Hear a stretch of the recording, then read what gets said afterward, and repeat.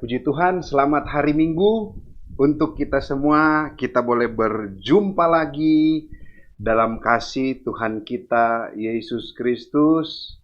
Ya, untuk seluruh anggota Yabes Ministry, manapun saudara berada, bahkan ada saudara-saudara seiman yang boleh mengikuti ibadah Yabes Ministry dengan menggunakan YouTube yang ada, tapi saya percaya tidak mengurangi sukacita kita untuk beribadah, dan ada berkat-berkat Tuhan yang dinyatakan dalam hidup kita. Terlebih hari ini adalah hari yang spesial. Untuk itu kita akan siapkan hati kita, pikiran kita, kekuatan kita. Benar-benar kita rindu untuk beribadah kepada Tuhan. Ya, Mazmur mengatakan bahwa lebih baik satu hari ya di pelataran rumah Tuhan daripada 1000 hari di tempat lain. Dan saya percaya kita yang berada di rumah ataupun dimanapun saudara berada akan diberkati melalui ibadah kita pada pagi hari ini. Puji Tuhan, kita akan siapkan hati kita untuk kita masuk dalam penyembahan. Puji Tuhan.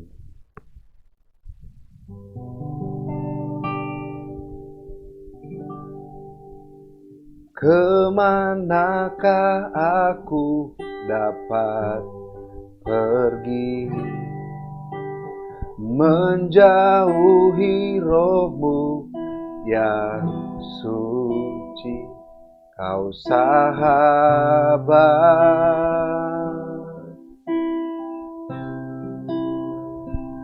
dan Kau dekat.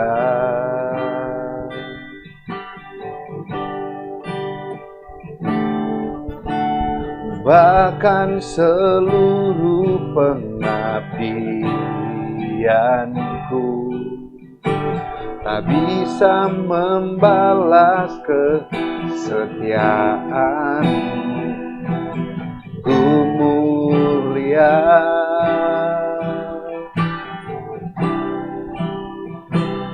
dan berharga,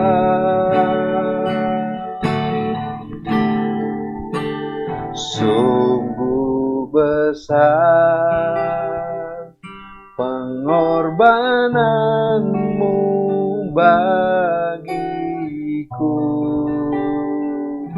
terlalu dalam untuk dimengerti.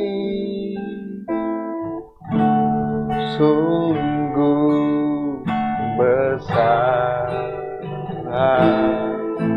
oh, sungguh indah yang Kau pikirkan tentangku,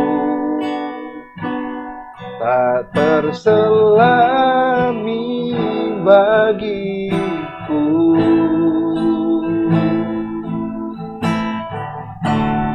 Sungguh indah,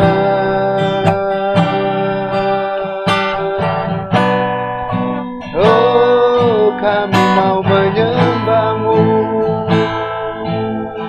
Yesus. Bahkan seluruh pengabdianku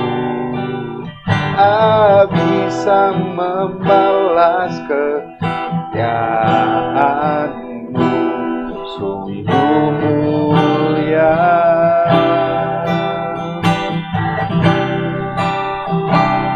dan berharga. Oh, sungguh besar pengorbanan-Mu bagiku, terlalu dalam untuk dimengerti. Oh, sungguh besar, oh,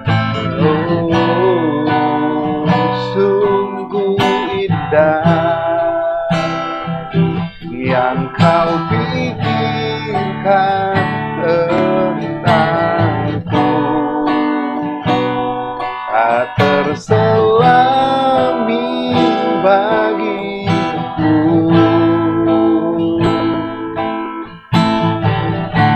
Sungguh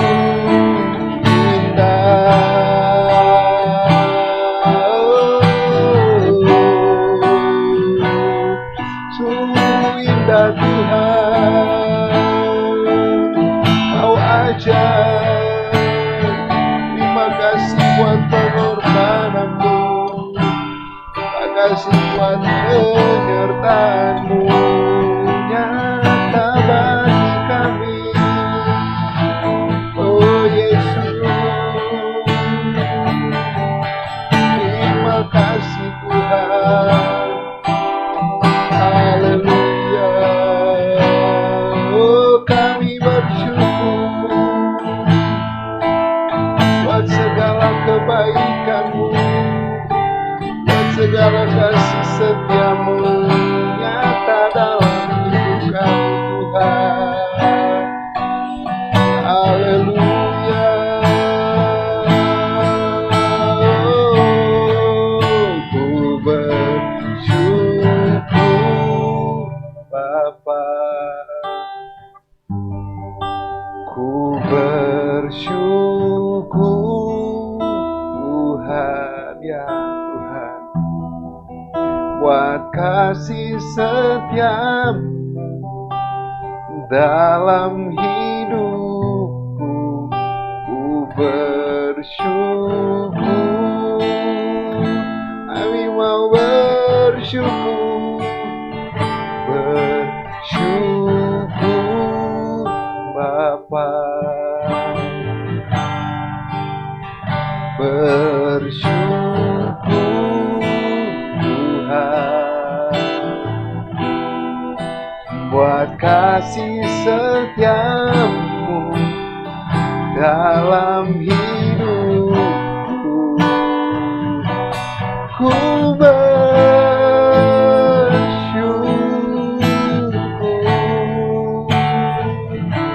Tuhan. Setiap kehidupan kami Tuhan, kami mau datang kepadamu dengan ucapan syukur. Walaupun mungkin keadaan sulit, sukar, tapi itu tidak membuat kami untuk bersungut-sungut. Malah sebaliknya Tuhan, kami tetap bersyukur. Apapun yang kami hadapi, apapun yang kami rasakan, apapun yang kami gumuli saat ini, tetap Engkau terlalu baik dalam setiap kehidupan kami Tuhan. Makasih Tuhan. Pujilah nama-Mu Tuhan, agar kami akan puji memuliakan nama-Mu Tuhan. Urapi hamba-Mu, urapi sarana internet YouTube yang ada, urapi kami yang mengikuti, ambil bagian dalam ibadah Yabes Ministry. Kami percaya kami akan diberkati oleh Tuhan, kami percaya kami akan dipulihkan oleh Tuhan. Terima kasih Tuhan Yesus, siap memuji memuliakan nama Tuhan hanya di dalam nama Tuhan Yesus Kristus. Haleluya, amin.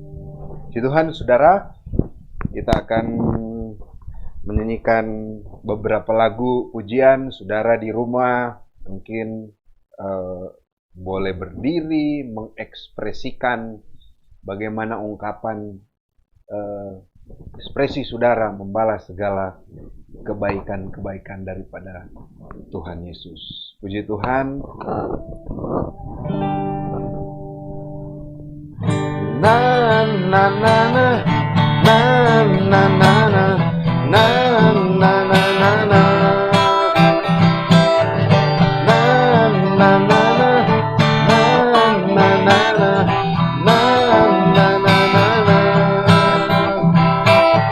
Haleluya, ku memuji-Mu Tuhan, karena kasih-Mu tak berkesudahan. Dari bernafas memuji Sang Raja, di atas gunung dan di dalam samudra. Tanganku ku angkat padamu, mensyukuri rahmat yang Kau beri.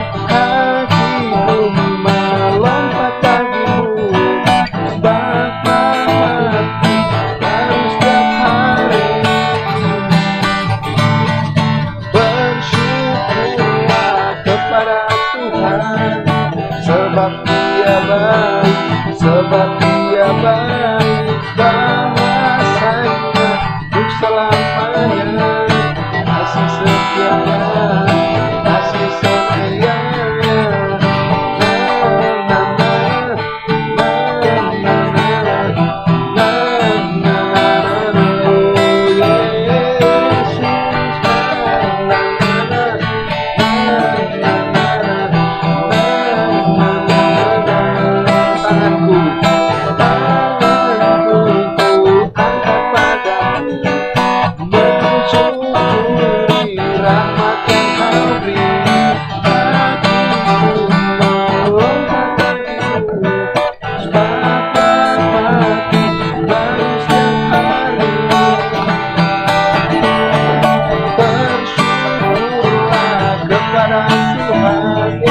Sebab Dia baik, sebab Dia baik, bahwasanya untuk selamanya.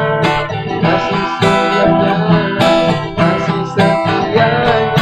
Bersyukurlah kepada Tuhan, sebab Ia baik, sebab Ia baik, bahwasanya untuk selamanya.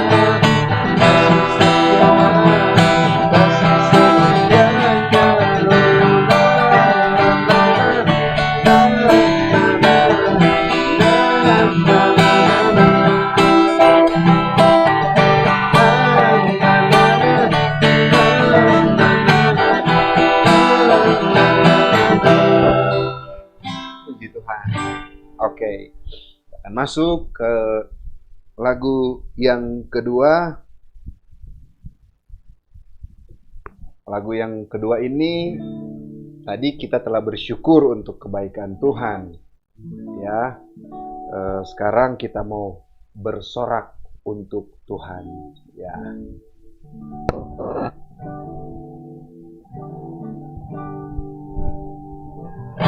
Hanya Kau milikku di surga, tiada yang ingin diriku, hanya Kau. Tak ku andalkan kekuatanku, namun yang pasti Kau kekal selamanya. Allah sumber kuatku, Allah sumber kuatku, Allah sumber kuatku dan bagianku selama-lamanya, selamanya. Kita mau katakan kepada Tuhan, hanya Tuhan yang sumber kekuatan kita, hanya Tuhan yang boleh memampukan kita boleh menjalani hari-hari ini. Terima kasih Tuhan Yesus. Untuk itu saudara, mari ungkapkan ekspresi saudara. Hanya Kau milikku di surga, tiada yang ku ingin di bumi, hanya Kau. Tak ku andalkan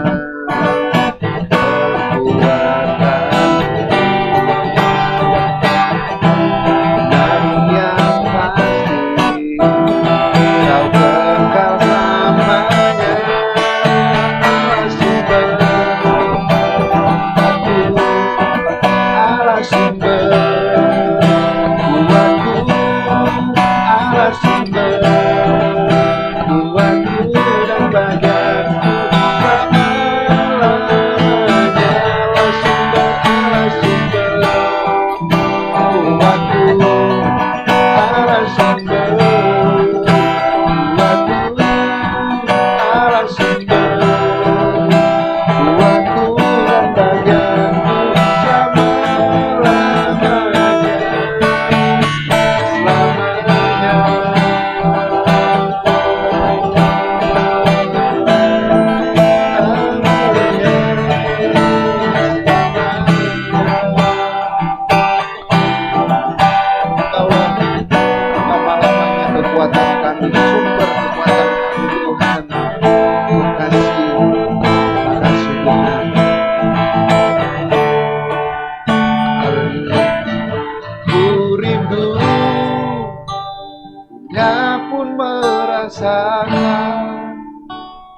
kasih yang ku rasakan darimu Yesus. Tuhan, ku rindu semua yang kau lakukan, buat dunia mengerti dan menunjukkan Allah itu kasih. Kita akan masuk dalam kebenaran firman Tuhan. Siapkan hati saudara. Namamu selalu ku sebutkan di dalam doaku, dengan penuh penyembahan. Kasih-Mu senantiasa ku kenang dalam pujianku. Dengan kerinduan ku rindu, nya pun merasakan kasih yang ku rasakan darimu Yesus.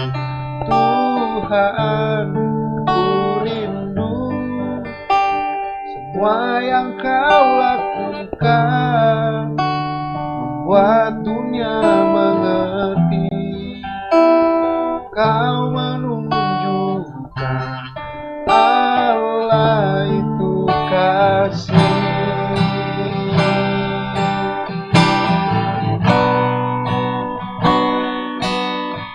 Kasih Yesus,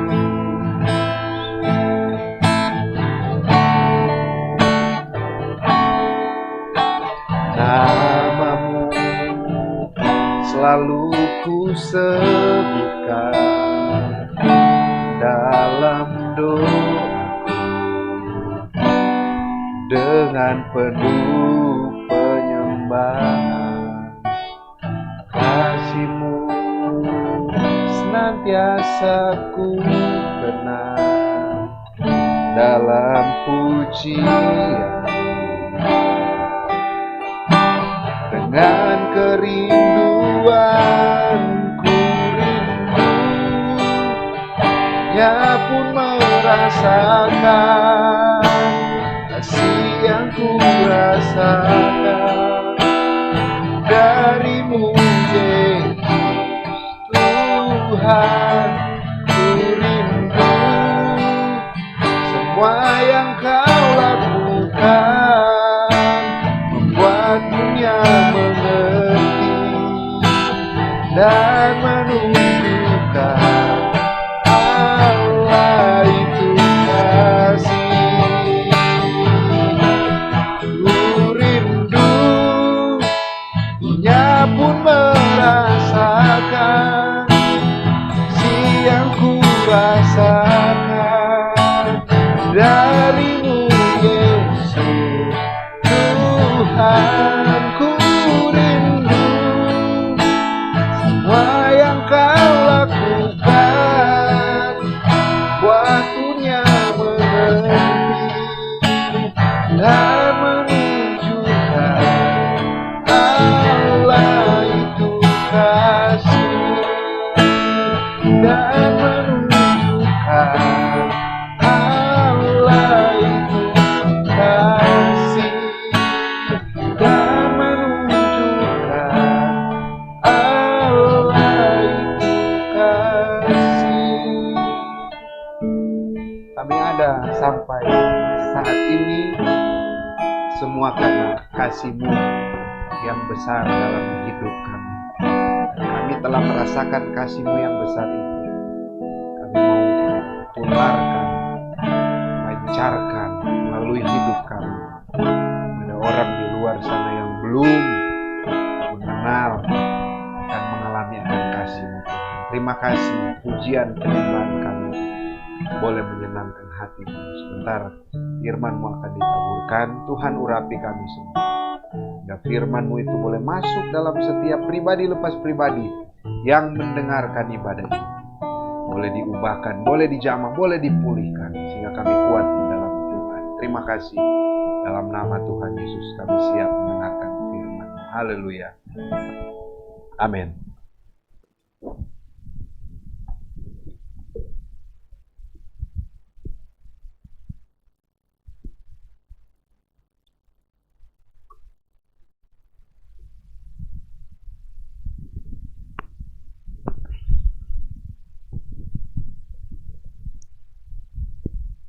Ya, puji Tuhan, saudara yang dikasihi oleh Tuhan, kita boleh bersyukur, boleh ada sampai saat ini. Semua karena kemurahan daripada Tuhan Yesus. Puji Tuhan, saya teringat papa mama saya waktu dulu saya masih kecil itu, orang tua saya itu tinggal di kebun gitu, petani papa mama saya. Dan papa itu senang tanamnya jagung, ya. Dan saya melihat dari hutan itu, dari banyak pohon tinggi besar, papa saya tebang, ya. Terus dibakar, ya. Hutan nggak begitu gede gitu ya. Kebun orang disuruh gitu ya. Jaga, kerja, dan diusahakan.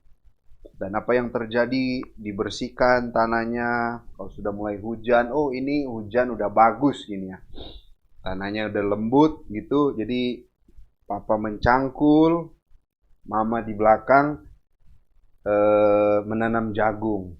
Jadi berdua mereka ya. Ada kakak saya juga gitu, kakak saya hamba Tuhan gitu. Setelah tanam itu, tunggu mungkin sekitaran berapa minggu gitu, jagungnya itu sudah mulai tumbuh, ya, ada daun, ya. Itu lagi dibersihkan, terus papa saya cangkul lagi gitu ya. Jadi tanahnya dimasukin di jagung-jagung itu gitu ya, agar supaya jadi tanahnya ngumpul di setiap jagung. Terus udah mulai remaja, apa yang terjadi? Pas waktu melihat, udah mulai nilu mudah gitu ya, mungkin ambil, bakar, rebus. Habis itu, setelah itu tunggu tua, setelah tua dipetik lah. Kalau bahasa Yunani bilang pela. Dipela, dipetik semua. Ya, mama saya bantuin, kakak saya bantuin bawa ke rumah ya, bukan rumah sih itu, kalau orang Manado bilang sabuah gitu. Sabuah itu sebuah rumah gitu, tapi nggak begitu gede karena lantainya itu tanah dan dindingnya papa saya buat sendiri pakai bambu gitu. Dan jagungnya dikumpulin, habis itu jagung udah tua itu dikeluarkan kulit luarnya, dibuang, habis itu dalam Manado keluarin lah dari batangnya. Setelah itu jagungnya dijemur, baru dijual. Itu dari semenjak tanam jagung sampai dapatkan hasil dan dijual terima uang itu lumayan prosesnya dan membutuhkan waktu yang lumayan lama, berbulan-bulan, kurang lebih 3-4 bulan kalau tidak salah ya gitu. Nah, dan saya menggarisbawahi bahwa papa dan mama saya itu sebelum mereka mendapatkan hasil itu, kami mendapatkan hasil itu, mereka bertekun dalam khususnya menunggu jagung itu agar mendapatkan hasil. Ya, itu ada kalanya karena di hutan itu ada hama, ada tikus, tiba-tiba pas lihat kok jagungnya udah tinggal setengah dimakan dan lain sebagainya. Tapi sekali lagi yang saya mau garis bawahi, Bapak, orang tua saya, mereka bertekun untuk menantikan hasil. Ketika mereka sudah dalam pengertian memberi diri mereka, kehidupan mereka untuk menanam jagung, karena mereka tahu bahwa ini bisa mendapatkan hasil yang baik untuk kehidupan keluarga kami, perekonomian keluarga kami, ya. Jadi mereka, apapun mereka, mau hujan panas, mereka jaga rawat jagung itu. Mereka bertekun. Nah, pada pagi hari ini saya ingin berbicara mengenai bertekun. Kita lihat di dalam Wahyu pasalnya yang pertama, ayatnya yang 9, satu ayat saja. Biasanya saudara saya pakai PowerPoint, tapi ini saudara perlu ketahui bahwa biasanya ada admin yang bantuin saya rekaman gitu, untuk ibadah gini. Tapi saudara, saya positif, satu keluarga positif corona gitu. Tapi tidak mengurangi sukacita saya untuk saya menyampaikan firman Tuhan. Tadi lagu Kurindu, kurindu, dunia pun merasakan. Saya tiba-tiba lagu itu masuk dalam pikiran saya dan saya nyanyikan lagu tadi. Saya yang merasakan akan kasih Tuhan itu, Tuhan sudah pulihkan COVID saya, ya, istri dan anak saya dan keluarga saya. Sudah merasakan akan kebaikan itu. Saya percaya, saudara juga akan merasakan kebaikan-kebaikan itu. Ya, jadi mohon maaf belum pakai PowerPoint. Ya, PowerPoint biar lebih saudara mencatat atau nangkap. Nah, Wahyu pasal 1 ayat yang ke-9. Penglihatan Yohanes di Patmos. Aku, Yohanes, saudara dan sekutumu dalam kesusahan, dalam kerajaan, dan dalam ketekunan menantikan Yesus. Berada di pulau yang bernama Patmos, oleh karena firman Allah dan kesaksian yang diberikan oleh Yesus. Puji Tuhan, saudara yang dikasihi oleh Tuhan. Mungkin ketika kita membaca kitab Wahyu ini, aduh pusing lagi ini kitab Wahyu ini apa-apaan ini ya. Kitab yang kurang mengerti. Saya juga saudara untuk mengerti ini, waduh, banyak yang saya belum mengerti. Ya, tapi setidaknya saya akan sampaikan ada 4 penafsir kitab Wahyu. Ada 4 penafsir kitab Wahyu. Yang pertama itu mereka berbicara menafsirkan kitab Wahyu itu. Yang pertama historical, ya. Jadi apa historical itu menafsirkan kitab Wahyu secara historical begini, saudara. Jadi gambaran yang terjadi di era para rasul hingga penyempurnaan kelak. Jadi mereka mengatakan bahwa kitab Wahyu itu adalah gambaran apa yang telah terjadi di zaman para rasul hingga penyempurnaan kelak. Itu yang pertama. Yang kedua, preteris. Apa itu preteris? Jadi kitab Wahyu itu adalah kejadian telah terjadi pada zaman pemerintahan Roma. Jadi pas kitab Wahyu ditulis itu sudah terjadi pada waktu kepemimpinan Romawi. Itu penafsiran secara preteris. Tadi pertama historical. Yang ketiga, mereka menafsirkan melihat kitab Wahyu ini secara idealis. Apa itu idealis? Ya, jadi kitab Wahyu itu tidak menggambarkan kejadian sebenarnya. Itu hanya gambaran simbolisasi antara peperangan peperangan yang baik dan yang jahat secara ideal. Ya, jadi itu cuma gambaran simbolis. Keempat, ya, mereka menafsirkan melihat kitab Wahyu itu secara futuris, future yang akan datang. Mereka jadi mulai dari pasal 4, ya, mulai dari pasal 4 dan seterusnya itu adalah kejadian di masa yang akan datang, yang akan terjadi di akhir zaman, tanda-tanda zaman. Jadi saudara nggak usah pusing gitu ya. Nah itu mungkin ada 4 cara atau melihat kitab Wahyu. Tapi saya tidak terfokus ke situ. Saya ingin membawakan yang ayat yang ke-9 tadi saya bacakan. Aku Yohanes, saudara dan sekutumu dalam kesusahan, dalam kerajaan, dan dalam ketekunan menantikan Yesus. Saudara yang dikasihi oleh Tuhan, Rasul Yohanes adalah rasul di mana dia meninggal dengan cara yang wajar, usia tua. Rasul-rasul yang lain atau murid-murid Yesus Mereka meninggal dengan cara-cara yang tragis, digergaji, salib terbalik, ya, dan lain sebagainya. Tapi Rasul Yohanes ini, ya, rasul yang bisa dikatakan dia meninggal secara normal, usia tua. Dan luar biasa, saya melihat. Nah, Rasul Yohanes mendapatkan pewahyuan ketika berada di tempat yang tidak menyenangkan. Ya, sekali lagi, dia menulis kitab Wahyu itu ketika berada di Pulau Patmos. Pulau Patmos itu adalah pulau yang gersang. Adalah pulau yang tidak memiliki kehidupan. Ada penafsir mengatakan Rasul Yohanes itu berada di Pulau Patmos untuk bekerja seperti kerja paksa. Ya, kerja berat. Ada yang menafsirkan ada batu bara katanya di Pulau Patmos. Pokoknya intinya kerja berat.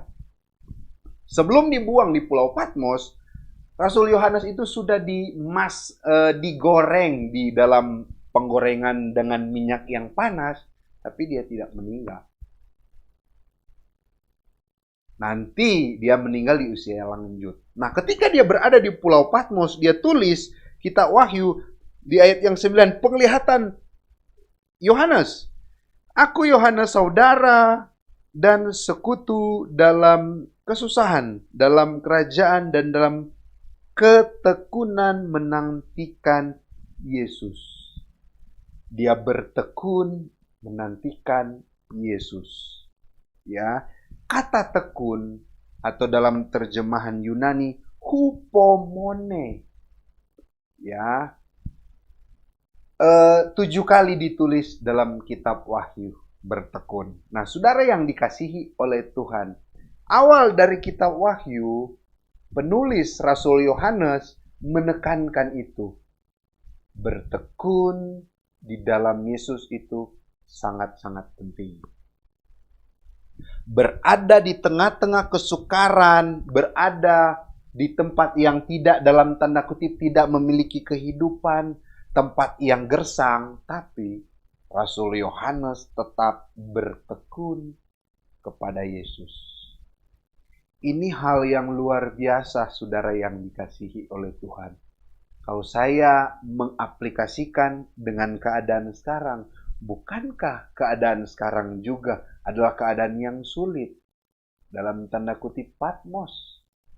Keadaan yang manusia pada dasarnya adalah makhluk sosial, makhluk yang saling bergantung terhadap sesama, ya. Tapi keadaan sekarang dibatasi, manusia bersosial, nggak boleh COVID, sukar, banyak yang korban, menderita, meninggal, seakan-akan tidak ada kehidupan, ada sulit.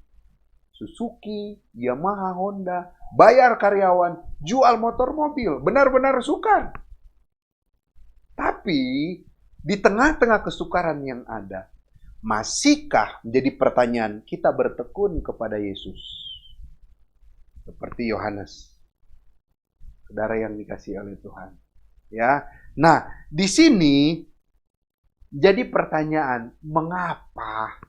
Kenapa Yohanes berada di tempat yang sulit, tapi dia masih bertekun loh. Ya, mengapa saat dia berada dalam siksaan, dia masih bertekun kepada Yesus? Ini hal yang luar biasa. Tapi sebelum saya menjawab itu, terjemahan Yunani, kalau di terjemahan Indonesia mengatakan begini, aku Yohanes saudara dan sekutu dalam kesusahan, dalam kerajaan, dan dalam ketekunan menantikan Yesus. Jadi seakan-akan dia menantikan Yesus. Tapi saya melihat di sini dalam terjemahan aslinya memiliki 4 pengertian. Ya, kalau di dalam terjemahan Indonesia kan dia menantikan Yesus. Ya, bertekun menantikan Yesus. Tapi terjemahan aslinya yang pertama bukan menantikan Yesus, tapi mengharapkan Yesus. Jadi dia bertekun berharap kepada Yesus. Itu yang pertama. Yang kedua, bersandar kepada Yesus. Jadi dia bertekun dan menyandarkan hidupnya kepada Yesus. Yang ketiga, berakar di dalam Yesus. Jadi dia bertekun dan dia berakar di dalam Yesus. Dan yang keempat, ya, dia bertekun di dalam Yesus. Ya, mengharapkan Yesus, sandar pada Yesus, berakar dan bertekun di dalam Yesus. Nah, saudara yang dikasihi oleh Tuhan, mengapa dia bersandar kepada Yesus? Mengapa dia bertekun, berharap kepada Yesus? Berarti ada sesuatu yang terjadi, ada sesuatu dalam dirinya sehingga menggerakkan hidupnya dalam keadaan sulit. Dia harus bertekun, berharap di dalam Yesus. Ya, kita melihat, kita baca ayat 5 dan ayat 6. Alasannya. Saya baca dari ayat 4. Dari Yohanes kepada ketujuh jemaat yang ada di Asia Kecil. Kasih karunia dan damai sejahtera menyertai kamu. Dari Dia yang ada dan yang sudah ada dan yang akan datang. Dan dari ketujuh roh yang ada di hadapan tahtanya. Ayat 5. Dan dari Yesus Kristus, saksi yang setia yang pertama bangkit dari antara orang mati dan yang berkuasa atas raja-raja di bumi ini. Bagi Dia yang mengasihi kita dan yang telah melepaskan kita dari dosa kita oleh darahnya dan yang telah membuat kita menjadi suatu kerajaan, menjadi imam-imam bagi Allah Bapanya. Bagi Dialah kemuliaan dan kuasa sampai selama-lamanya. Ya, 3 hal yang saya bagikan pada pagi hari ini. Mengapa Rasul Yohanes dia bertekun, berharap, bersandar di dalam Yesus? Yang pertama, karena Yesus mengasihinya. Ya, ayat yang kelima bagian B. Bagi Dia yang mengasihi kita. Ya. Rasul Yohanes boleh kuat dalam penderitaannya karena dia ingat Yesus tetap mengasihinya.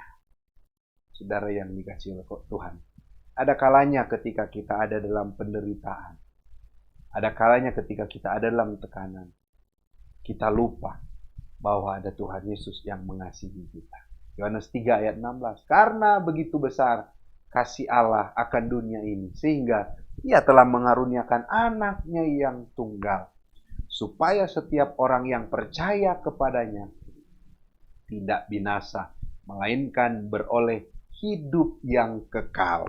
Saudara yang dikasihi oleh Tuhan, coba kita lihat di dalam Yohanes pasalnya yang ke-13. Kita melihat Yohanes pasal 13 ayatnya yang pertama mengatakan seperti gini. Ya, Yohanes 13 ayat yang pertama.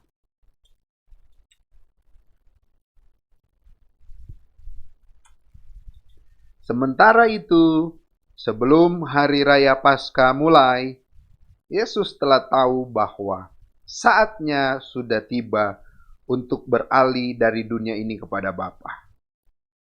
Saudara perhatikan, sama seperti Ia senantiasa mengasihi murid-muridnya, demikianlah Ia mengasihi mereka sampai kepada kesudahannya.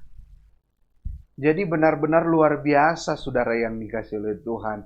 Yohanes dia bisa bertekun, berharap, bersandar kepada Yesus karena dia ingat waktu dia menulis kitab Injil Yohanes ini, dia tahu bahwa Yesus mengasihi sampai kesudahan alam, kesudahan segala sesuatu. Berarti kasih Yesus itu no limit, tidak terbatas. Makanya pengharapan, ketekunan, berakar di dalam Yesus, dia ungkapkan kepada Yesus. Karena Yesus mengasihi dengan kasih yang kekal. Kalau manusia mengasihi dengan kasih yang terbatas, tapi Yesus dia mengasihi dengan kasih yang kekal. Yang pertama, Mengapa Yohanes dia bertekun, berakar di dalam Yesus? Karena dia ingat Yesus mengasihi dia. Saudara juga saat ini berada dalam kesulitan, seakan-akan tidak ada jalan keluar, ingat Yesus tetap mengasihi saudara. Ibrani 13 mengatakan Yesus Kristus tetap sama, baik dulu, sekarang, bahkan sampai selama-lamanya. Jesus Christ, ya, Yesus Kristus tetap sama. Kalau dia telah menolong saudara di waktu-waktu yang sebelumnya, sekarang pun saudara mengalami masalah, dia pasti tolong. Besok lusa ketika saudara ada masalah, dia juga pasti akan menolong. Itu yang pertama, mengapa kita harus bersandar, bertekun di dalam Yesus. Yang kedua, mengapa kita harus bertekun, bersandar, berakar di dalam Yesus? Kita baca selanjutnya ayat 5 bagian B. Bagi dia yang mengasihi kita dan yang telah melepaskan kita dari dosa kita oleh darahnya. Yang kedua, kenapa kita harus bertekun di dalam Yesus? Karena Yesus melepaskan kita dari dosa oleh darahnya. Ya, melepaskan kita oleh darahnya. Kita baca di dalam Kisah 13 ayat 39. Kita akan melihat Kisah Rasul pasal 13 ayat 39 mengatakan begini, saudara yang dikasihi oleh Tuhan. Kisah 13 ayat 39. Dan di dalam dialah setiap orang yang percaya memperoleh pembebasan dari apa, saudara? Segala dosa yang tidak dapat kamu peroleh dari hukum Musa. Di dalam Yesus, kita percaya kepada Yesus, kita memperoleh pembebasan dari segala dosa. Ya, saudara yang mengikuti ibadah ini, mungkin saudara terikat dengan dosa. Dosa apapun itu. Ya, mungkin ada sesuatu yang kau sembunyikan dari istrimu. Mungkin ada sesuatu yang kau sembunyikan dari suamimu.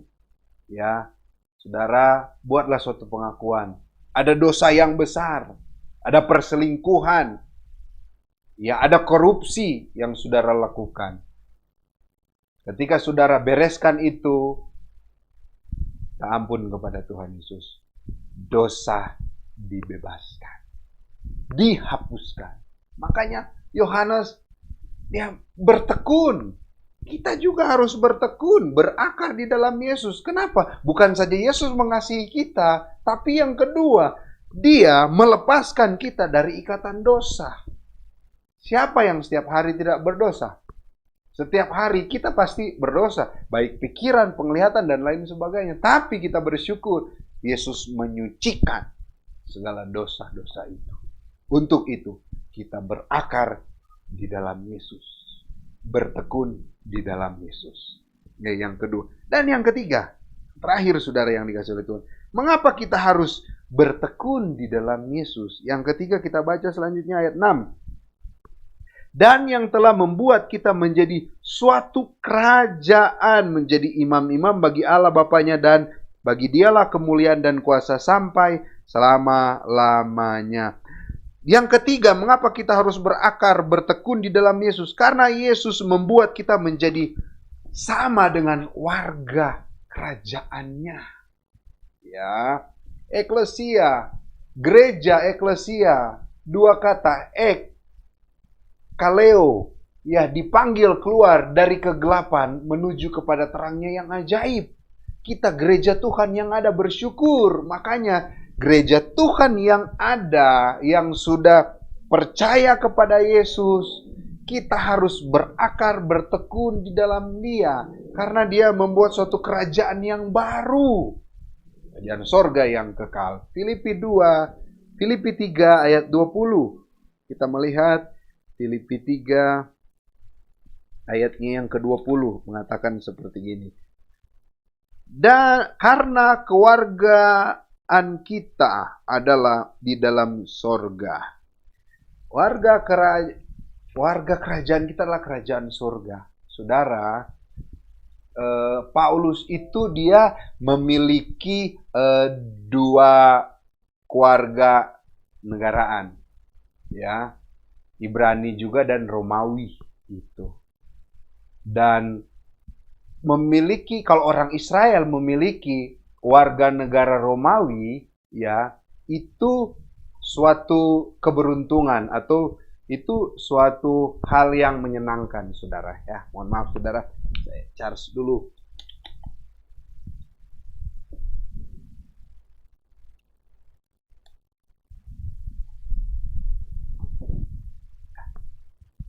Ada suatu keunggulan ketika Paulus menjadi warga Romawi. Ya, banyak keunggulan-keunggulan, ada dapat bantuan lah, ada hak-hak Romawi. Kalau nggak salah saya tahu juga kalau misalnya kita orang Indonesia, misalnya melahirkan di Amerika, anak kita jadi warga negara Amerika, ada hak istimewa, tunjangan dan lain sebagainya. Nah, lebih dari itu, kita adalah warga kerajaan surga. Walaupun kita KTP warga negara Indonesia WNI, tapi pada dasarnya kita adalah warga kerajaan surga. Duta-duta surga di dunia ini ada hak istimewa. Ya, ada hak istimewa ketika kita menjadi warga kerajaan surga. Hak istimewanya apa? Ya, bos kita, pimpinan kita, ketika kita warga kerajaan surga, ada masalah, ada pergumulan, ada tantangan, dia turun langsung untuk menolong kita. Bukan pakai duta besar lagi misalnya kan. Misalnya suatu presiden gitu. Ada anak buahnya misalnya dianiaya lah di luar negeri. Pasti dia kirim utusan duta besar untuk menangani kasus itu. Dia tinggal aja gitu ya di kerajaannya atau di tempatnya. Tapi kita beda. Kita warga kerajaan surga. Ketika saya katakan tadi ada masalah, ada pergumulan hidup yang saudara hadapi, Tuhan Yesus yang adalah pimpinan kita, yang mengasihi kita, yang telah menebus kita, Dia akan datang, menolong, membela kita karena kita adalah warga kerajaan surga. Kita bisa komplain hak-hak warga kerajaan surga. Saudara yang dikasihi oleh Tuhan, itu sebabnya mengapa kita harus bertekun di dalam Yesus? Kita ingat, Yesus telah mengasihi kita dengan kasih yang kekal, bukan kasih yang setengah-setengah. Nyawanya sendiri. Bukan saja Dia mengasihi kita. Step berikutnya, Dia menyucikan segala dosa kita. 2 Korintus 5 ayat 17. Siapa yang ada di dalam Kristus? Ia adalah ciptaan yang baru. Yang lama sudah berlalu, sesungguhnya yang baru sudah datang. Bukan saja Dia menyucikan segala dosa kita, Dia menempatkan kita suatu kerajaan kelak setelah kita selesai di dunia ini. Kita akan sama-sama memerintah dengan Dia, tinggal bersama. Untuk itu kita yang sekarang berada di dunia lagi berjuang, tetap kita boleh merasakan hak-hak warga kerajaan surga. Gak perlu takut saudara menghadapi pergumulan hidup ini, saudara. Saya udah kurang lebih 3 minggu misi isolasi mandiri istri. Jujur, saya waktu kena sama istri itu, pas saya terima hasil swab itu positif, respon nggak tahu, pokoknya respon lah saya. Kaki saya langsung berlutut di ranjang, kepala saya langsung begini, dan saya langsung nangis kepada Tuhan. Nangis tapi nangis dengan sukacita. Padahal saudara dinyatakan positif loh, saudara COVID. Nangis sukacita. Sambil terkagum akan karya Tuhan Yesus dalam hidup saya. Saya percaya ada sesuatu hal yang Tuhan kerjakan dalam hidup saya. Istri saya, saudara, lagi hamil. Kurang lebih 8 bulan. Positif. Makanya saudara, ketika orang kena COVID itu, yang pertama bukan dia serang paru-paru. Tidak. Dia serang pertama pikiran. Saya, saudara, pikiran ini bercampur aduk. Campur aduk, saudara. Kalau saya pribadi ya sudah siap. Tapi ini istri lagi mengandung. Kami ada anak. Udah mau 5 tahun, aduh bercampur aduk kena itu. Tapi disitulah, ya, saya lebih diyakinkan melalui firman Tuhan ini. Saya mau bertekun di dalam Yesus. Kenapa saya bertekun di dalam Yesus? Dia mengasihi saya dengan kasih yang kekal. Dia mengasihi. Dia tahu apa yang saya alami, derita, jeritan hati sebagai seorang suami melihat istri yang lagi mengandung. Oh Tuhan, karena anak kami kedua keguguran. Aduh, jadi berpikiran negatif. Tapi kita bersyukur, kuat di dalam Tuhan. Saya mau bertekun, berakar di dalam Dia, karena Dia mengasihi kita. Jadikan segala dosa kita, bahkan Dia menyiapkan suatu tempat bahwa kita suatu saat akan bertemu muka dengan muka. Suatu kerajaan yang kekal. Sekarang pun kita di dunia ini menikmati akan hak-hak sebagai warga kerajaan surga. Hak-haknya apa? Saya katakan tadi. Ketika ada masalah, berseru pada waktu kesesakan, Dia akan menolong, meluputkan kita, turun langsung membela kita. Saudara yang dikasihi oleh Tuhan, firman Tuhan pada pagi hari ini boleh mengkuatkan kita. Gak perlu takut, ragu menjalani hidup ini. Ingat, ada Yesus. Kita sudah bertekun. Bertekun itu dalam pengertian kerja keras. Dan ketika dia bertekun dengan sesuatu itu, ya, saudara yang dikasihi oleh Tuhan, dia akan mengharapkan akan sesuatu itu. Makanya dia bertekun. Ya, tadi kalau saudara lihat, saudara, ada 3 predikat gitu. Mengasihi, melepaskan, dan membuat menjadi warga kerajaan surga. Ketiga predikat itu subjeknya cuma satu. Siapa subjeknya? Yesus. Subjek, predikat, objek.